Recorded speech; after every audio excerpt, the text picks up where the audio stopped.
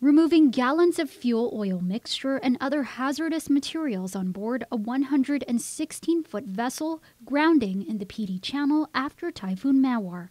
The U.S. Coast Guard Forces Micronesia sector Guam stepping in to rid the waterways of the potential risks the stranded boat posed. Captain Nicholas Simmons is the commander of U.S. Coast Guard Forces Micronesia sector Guam. Opening the OSLTF, Oil Spill Liability Trust Fund, and hiring a contractor to come and do the mitigation to actually remove the oil. We understood there was about 7,000 gallons of pollutants on board the vessel when it ran aground there in PD Channel.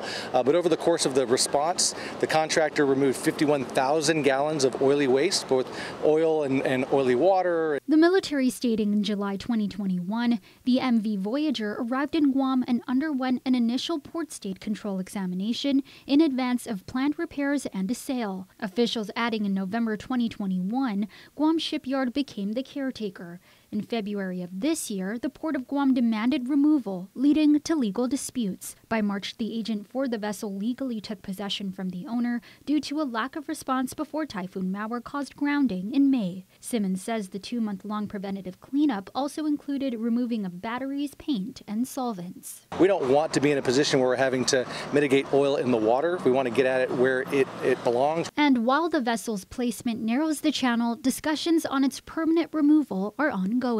We've sort of reached the end of what we're allowed to do as the Coast Guard in mitigating the pollution hazard from the oil and the other pollutants on board the vessel.